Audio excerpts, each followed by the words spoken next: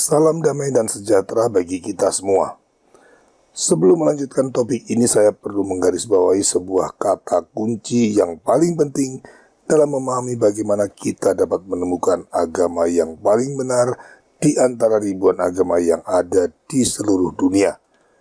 Kata kunci yang dimaksud adalah kebenaran. Seperti dalam bagian pertama, kebenaran menjadi tolak ukur yang kita gunakan untuk mengetahui bahwa agama yang paling benar itu hanya mungkin ada di antara agama-agama yang berdasarkan pada konsep Tuhan personal. Mengapa? Karena dalam agama-agama yang berdasarkan pada konsep Tuhan personal, kebenaran yang diterima itu diasumsikan berasal dari Tuhan, sehingga ajaran kebenaran yang ada di dalamnya juga diasumsikan merupakan kebenaran yang utuh. Saya katakan diasumsikan karena agama-agama yang berdasarkan Tuhan personal ini setidaknya ada 3 golongan dan masing-masing mengklaim agamanya paling benar. Padahal dalam kenyataannya hanya satu saja agama yang paling benar, sebagaimana yang nanti akan saya tunjukkan dalam video ini. Sementara itu dalam agama-agama yang berdasarkan pada konsep Tuhan impersonal, ajaran kebenaran yang dipahami sepenuhnya merupakan hasil dari upaya pencarian dan konstruksi akal budi manusia tanpa campur tangan pewahyuan Tuhan. Maka ajaran kebenaran yang ada dalam agama-agama tersebut tidak mungkin utuh atau lengkap. Selanjutnya, jika kebenaran yang tidak utuh ini dimutlakkan dalam satu konsep ajaran, maka ajaran tersebut menjadi salah. Itu sebabnya kita bisa katakan konsep Tuhan impersonal tidak lain merupakan penyimpangan atau gambaran yang tidak lengkap tentang Tuhan. Ketika konsep Tuhan impersonal ini dipercaya sebagai satu-satunya konsep Tuhan yang benar, akibatnya justru menjadi salah. Konsekuensinya, semua agama yang berdasarkan pada konsep Tuhan impersonal bukanlah agama yang benar. Nah, mulai bagian ini dan seterusnya kita hanya akan membahas ketuhanan dalam konteks Tuhan personal, sebagaimana yang dipercaya dalam ajaran Yahudi, Kristen, dan Islam. Dalam konteks itu, Tuhan adalah Alfa dan Omega, yaitu Dia yang menjadi awal dan akhir dari segala sesuatu, Sang kebenaran mutlak, Maha Kasih, dan Sang Pencipta segala yang ada, baik yang kelihatan maupun tak kelihatan. Lalu kebenaran apakah yang diwahyukan Tuhan kepada manusia? Tentu saja kebenaran yang akan membuat manusia menjadi lebih baik. Ukuran baik di sini adalah menurut Tuhan sendiri, bukan menurut manusia. Karenanya kebenaran seperti itu tidak dapat dicari manusia, melainkan harus diberikan oleh Tuhan sendiri yang mengetahui apa itu baik. Kebenaran yang diwahyukan Tuhan inilah yang akan menjadi ukuran untuk menilai manakah agama yang paling benar di antara Yahudi, Kristen, dan Islam. Tuhan mewahyukan kebenaran kepada manusia karena Dia mengasihi manusia dan ingin agar manusia memperoleh keselamatan kekal. Ingat, mengasihi itu artinya menghendaki yang terbaik bagi yang dikasihi. Maka kebenaran yang diwahyukan Tuhan kepada manusia adalah kebenaran terbaik yang mungkin diberikan Tuhan. Lalu seperti apakah kebenaran terbaik yang dapat diberikan Tuhan? Kebenaran terbaik itu tidak lain adalah kebenaran sempurna yang dapat mengajarkan manusia untuk menjadi sempurna. Tidak ada kebenaran yang lebih baik dari itu. Dengan akal budi dan hati nuraninya, manusia bisa merumuskan ajaran-ajaran yang dapat membuat manusia menjadi lebih baik menurut ukuran manusia. Tetapi untuk menjadi sempurna, hanya Tuhan yang dapat mengajarkannya. Maka agama yang paling benar dan sungguh-sungguh berasal dari Tuhan seharusnya berisi ajaran kebenaran yang sempurna tersebut. Lalu di antara ketiga agama tadi, di manakah terdapat ajaran kebenaran yang dapat membuat manusia menjadi sempurna? Kita tidak akan menemukan ajaran yang mengajarkan kesempurnaan itu dalam agama Yahudi maupun Islam. Tetapi dalam iman Kristen, ajaran tersebut ternyata ada dan tertulis secara eksplisit. Karena itu haruslah kamu sempurna, sama seperti Bapamu yang di surga adalah sempurna. Injil Matius bab 5 ayat 48. Yesus Kristus menuntut setiap manusia yang mengikuti ajarannya untuk menjadi sempurna, bukan sempurna menurut ukuran manusia yang subjektif dan relatif, tetapi sempurna seperti Tuhan sendiri. Itu adalah ukuran sempurna yang objektif dan mutlak. Adakah tuntutan yang sama atau lebih tinggi dari ini di dalam agama Yahudi maupun Islam? Sama sekali tidak ada. Dan yang lebih meyakinkan, Yesus Kristus tidak hanya menuntut, tetapi juga mengajarkan caranya. Jikalau engkau hendak sempurna, pergilah, jualah segala milikmu, dan berikanlah itu kepada orang-orang miskin, maka engkau akan beroleh harta di surga. Kemudian datanglah kemari dan ikutlah aku.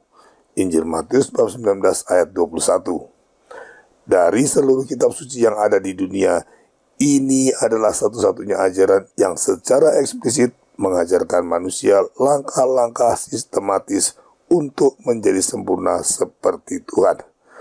Ajaran seperti ini jelas tidak ada dalam ajaran Yahudi dan Islam. Mungkin ada yang bertanya, bagaimanakah teks yang hanya satu kalimat itu dapat dipahami sebagai langkah-langkah sistematis untuk meraih kesempurnaan? Mari kita bedah pernyataan tadi. Pertama, pergilah. Kata ini mengingatkan kita pada perkataan Yesus kepada wanita pelacur yang dibebaskannya dari hukuman rajam. Pergilah dan jangan berbuat dosa lagi. Maka teks ini dapat diartikan sebagai metanoia atau pertobatan. Dalam perjalanan spiritual manusia, pertobatan selalu menjadi langkah pertama. Kedua, jualah segala milikmu dan berikanlah itu kepada orang-orang miskin, maka engkau akan beroleh harta di surga. Kata-kata ini dapat kita maknai sebagai kenosis atau penyangkalan diri dari keduniawian demi Tuhan. Kenosis atau penyangkalan diri ini adalah kelanjutan dari langkah pertobatan, yang termasuk tahap kenosis ini antara lain puasa, pantang, dan sebagainya. Ketiga, kemudian datanglah kemari. Kata-kata ini dapat kita maknai sebagai komunio atau bersatu dengan Yesus Kristus setelah kita bertobat dan menyangkal diri. Dalam iman Katolik, tahap persatuan dengan Tuhan ini diwujudkan secara nyata dalam sakramen Ekaristi, di mana kita menerima tubuh Kristus dan dipersatukan dengannya. Keempat, dan ikutlah aku. Kata-kata ini dapat kita maknai sebagai imitatio atau meniru Tuhan.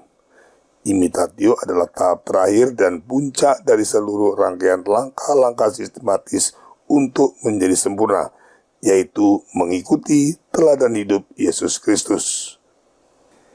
Jadi secara ringkas, ajaran iman Kristen mengajarkan manusia untuk menjadi sempurna seperti Tuhan melalui 4 langkah ini: metanoia atau pertobatan, kenosis atau penyangkalan diri, komunio atau bersatu dengan Tuhan, dan imitatio atau meneladani Yesus Kristus. Ajaran ini menjadi benar dan sangat mungkin justru karena adanya inkarnasi Tuhan yang ditolak oleh agama Yahudi dan juga Islam.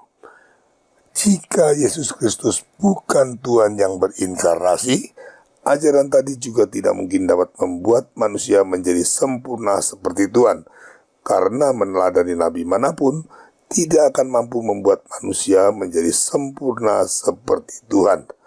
Tetapi karena Yesus Kristus adalah Tuhan yang berinkarnasi, maka kebenaran yang diajarkan dan diteladankannya adalah ajaran kebenaran yang sempurna.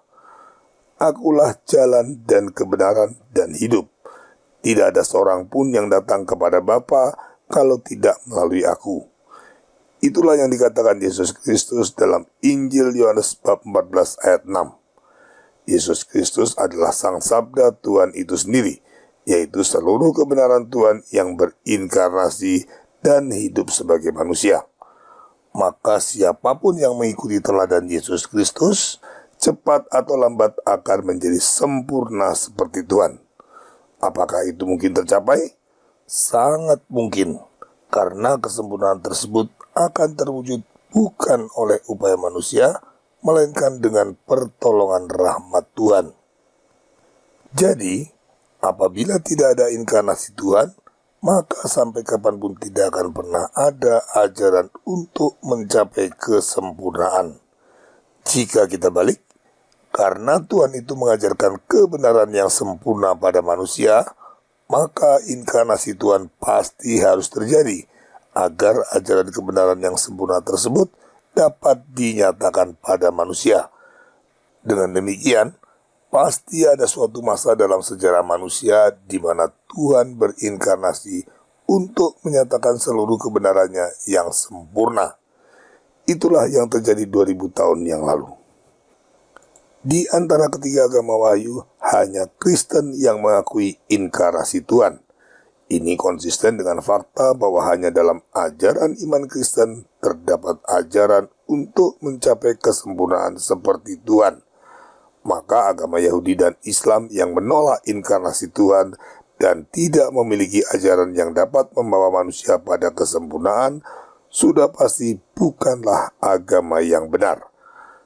Selanjutnya, Tuhan yang berinkarnasi hanya mungkin jika Tuhan itu Trinitas, satu Allah dengan 3 pribadi ilahi yang berbeda, Bapa, Putra, dan Roh Kudus. Maka melalui inkarnasi Yesus Kristus Sang Putra Allah, manusia memperoleh kebenaran puncak tentang Tuhan, yaitu bahwa Tuhan itu Trinitas.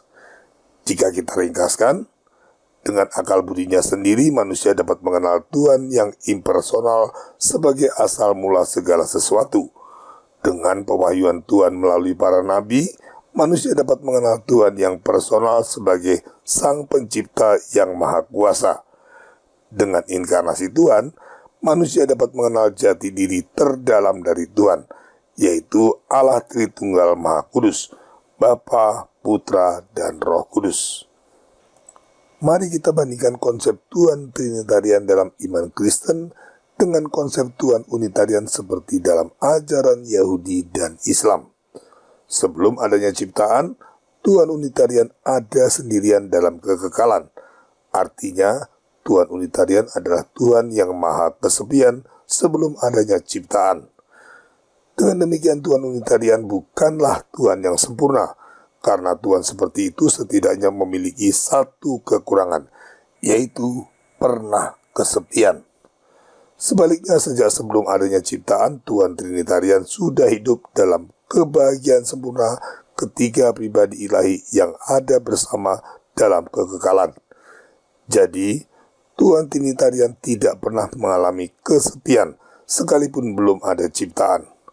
Maka Allah Tritunggal adalah Tuhan yang sempurna dalam dirinya sejak semula.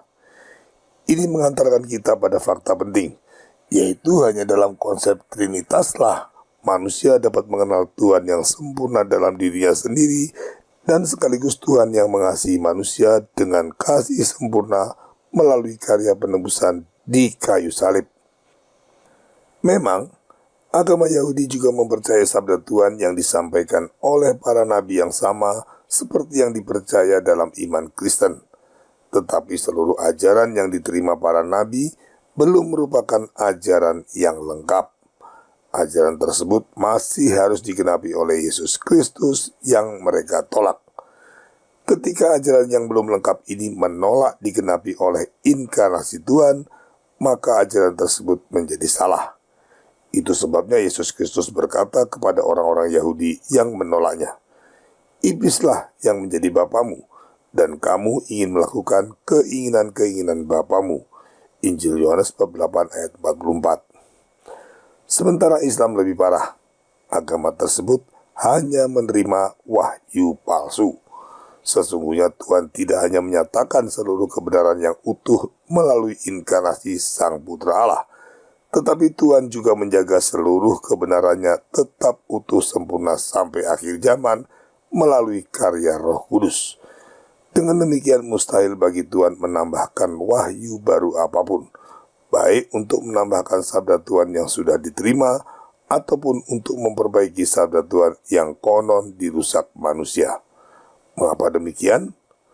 Pertama, Tidak mungkin ada penambahan wahyu baru karena dengan inkarnasi Yesus Kristus Sang Putra Allah, maka kebenaran Tuhan sudah dinyatakan seluruhnya kepada manusia secara utuh.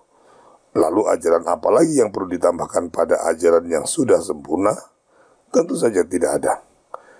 Kedua, juga tidak perlu ada wahyu atau sabda Tuhan yang diperbaiki, karena Roh Kudus menjamin sabda Tuhan yang sudah diterima manusia akan tetap utuh sampai akhir zaman. Jika sabda Tuhan bisa dirusak, maka itu berarti Tuhan tidak dapat menjaga kebenaran yang sudah diwahyukannya. Konsekuensi logisnya, penambahan wahyu baru apapun dengan tujuan untuk memperbaiki kerusakan yang terjadi pada sabda Tuhan sebelumnya juga akan selalu sia-sia, karena tidak ada jaminan wahyu yang baru tidak akan rusak seperti sebelumnya. Ini jelas mustahil. Maka dengan kedua alasan tadi dapat kita katakan bahwa ajaran Islam yang diklaim berasal dari wahyu penutup sesungguhnya tidak berasal dari Tuhan.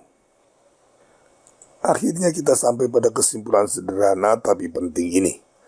Tuhan hanya menyatakan seluruh kebenaran yang sempurna satu kali, dan kebenaran itu tetap terjaga sempurna sampai akhir zaman.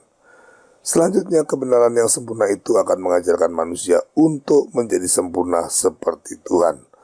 Satu-satunya agama yang telah menerima seluruh kebenaran yang sempurna itu hanyalah Kristen, bukan yang lain. Namun kita harus menerima fakta bahwa saat ini di seluruh dunia ada ribuan gereja yang mengaku Kristen. Semuanya dengan ajaran yang berbeda-beda satu dengan lainnya. Sudah pasti mustahil semuanya sama-sama benar. Sesuai dengan janji Tuhan, gereja yang didirikannya akan tetap ada sampai akhir zaman, seperti yang tertulis dalam Injil Matius bab 16 ayat 18. Maka pasti hanya satu gereja saja yang benar di antara ribuan gereja yang ada saat ini. Pada video bagian berikutnya kita akan membahas manakah gereja Kristus yang sesungguhnya di antara ribuan gereja Kristen yang ada di dunia saat ini. Terima kasih atas perhatian Anda. Viva Christore.